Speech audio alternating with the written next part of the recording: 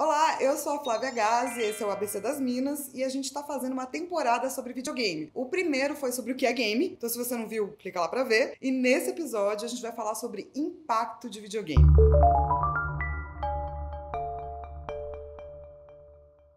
Quando a gente fala em impacto, é sempre importante a gente entender da onde a gente está vindo. Ou seja, o que você quer dizer com impacto? A gente está falando de uma relação de causalidade, o que o videogame causa, ou de uma relação de correlação? Ou seja, pessoas que curtem games também curtem outras coisas. Isso é muito importante da gente começar a fazer em termos de diferenciação, porque como a gente viu lá no primeiro episódio, o videogame precisa de alguém jogando. Então, por conta dessa interação, a gente parte do princípio que então existe uma relação de impacto causal. O impacto causal de um produto qualquer produto de cultura pop nunca é maior do que o próprio impacto da cultura. Vamos lembrar que videogame é um reflexo da cultura onde ele está. E é por isso que a gente debate questões importantes nas séries, nos livros, nos games, nos filmes, que eles estão mostrando qual é a sociedade que a gente vive e quais são as coisas boas e ruins dessa sociedade. Então tem que tomar um pouco de cuidado aí a hora que a gente fala de causalidade, especialmente porque no videogame, por muitos e muitos anos, a gente tinha essa teoria de que videogame podia aumentar a violência das pessoas e ser responsável aí pelas mazelas do ser humano. Então, esse tipo de pesquisa que falava sobre relação de causalidade, ela foi muito explorada na década de 1970, 80, 90, começo dos 2000. E de todas as 1 milhão de pesquisas feitas sobre videogame e violência, nessa relação de causalidade, a que chegou mais perto de mostrar algum tipo de relação próxima foi uma pesquisa que demonstrou que 4% das pessoas começaram a ter comportamentos mais violentos. Se você não entende muito de pesquisa, toda pesquisa parte de uma curva normal de probabilidade, ou seja, tem uma galera pra cá e pra cá que significa resultado, e tem um povo que tá no meio, que é uma curva que não dá pra dizer muito que é verdade, assim. E geralmente a gente trata disso com 5%. Então, isso também serve pra pesquisa de coisa pública, que presidente você vai votar. Até 5% é uma coisa que não dá pra ter certeza se isso tá pra frente ou pra trás. Porque tem uma diferença aí de 2% que pode ser que sim, 2% que pode ser que não, e no final das contas você fica meio perdido. Quando a gente diz que existe a potencial relação de causalidade entre videogame e violência de 4%, a gente está dizendo que dentro da curva normal não existe nenhuma. Zero. A relação de causalidade, por exemplo, entre câncer de pulmão e cigarro é 96%. A relação comprovada entre pobreza e violência é de 78%. Ou seja, a relação de videogame e violência é risível. E daí, então, depois de tentar muito provar essa coisa, que é um pouco difícil de provar, as pesquisas começaram a se focar em outras coisas, que é como o videogame impacta em tudo. Impacta no seu cérebro, nas suas relações. E daí a gente começa a ter pesquisas interessantes. Porque a gente começa a descobrir que certos jogos, especialmente jogos de ação, jogos de tiro, eles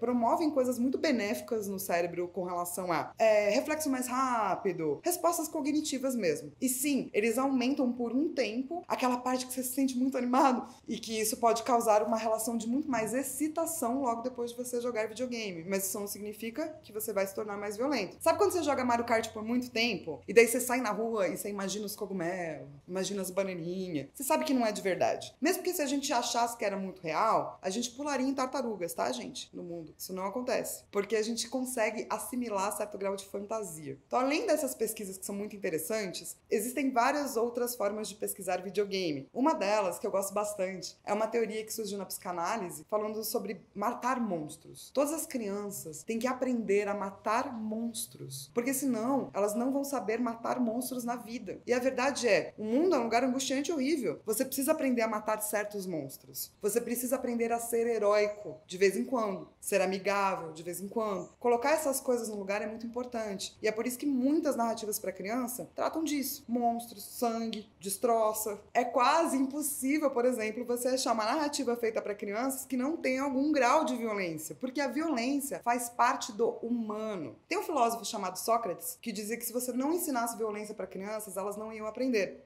E eu discordo, porque o ser humano é algo em potencial, ele tem potencial para tudo. E você utiliza desse potencial na sua vida o tempo todo. Num dia só você pode ser fofo, heróico, triste, chateante, violento. E tudo isso numa necessidade de proteger o seu eu, o seu ego. É claro que você precisa tomar cuidado com quais são os seus limites, mas é importante que você também aprenda a se defender. E por conta dessa ligação, começou-se a estudar muito o papel educacional do jogo. Porque se você tá lá vivendo essa relação de uma forma mais integrante, ou seja, você é ativo e não passivo quando você joga videogame, então talvez aprender seja mais simples. E a gente tem exemplos disso nas brincadeiras de criança, que são usadas sim como possibilidades educacionais, e a gente leva isso também para o game. Então, a partir do momento que você pode viver a experiência do outro, talvez não é mais simples tratar de certos temas que são muito difíceis, como, por exemplo, a empatia. Se você tem narrativas diversas nos games, talvez não seja mais, ou a gente não abra a possibilidade de pessoas experienciarem o que é estar na pele do outro, nem que seja dentro de um ambiente controlado, dentro de um ambiente que não é igual ao mundo real, mas que certamente mostra a nossa cultura. O impacto dos videogames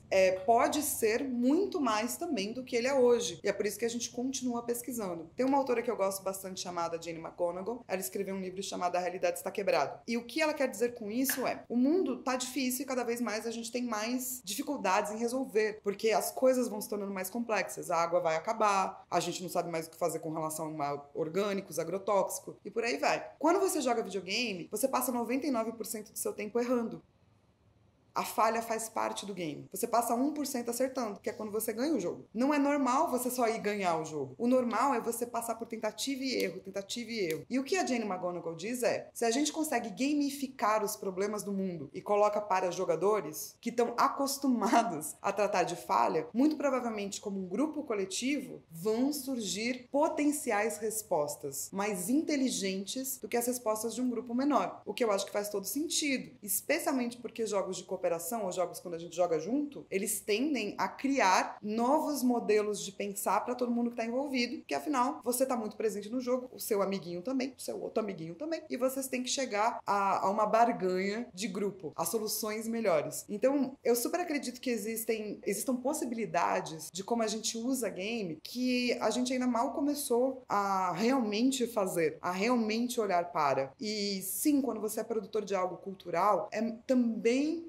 extremamente crucial que você olhe para aquilo que você está colocando no mundo. Por que você está colocando desse jeito? Como? Faça muita pesquisa. Porque é muito fácil você criar algo que seja muito horrível ou que ensine coisas que estão presentes na cultura que são muito horríveis para diversos grupos de pessoas. Mas isso também pode se tornar uma ferramenta para fazer algo muito bom. O importante é entender o game como ferramenta, não como criatura viva. Criatura viva é as pessoas que fazem o jogo e as pessoas que jogam. O jogo é uma tecnologia. Portanto, ele não é possível, ele não cria perninhas e sai por aí assassinando pessoas. Se ele fizesse isso, estaríamos todos mortos. Revolução das máquinas, é verdade.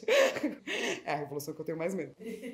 Eu sou a Flávia Gazi e a gente tá aqui no ABC das Minas falando sobre videogames. Esse foi o segundo episódio e o próximo a gente vai falar sobre imersão, sobre narrativa e sobre ludologia. Então, clica, fica com a gente.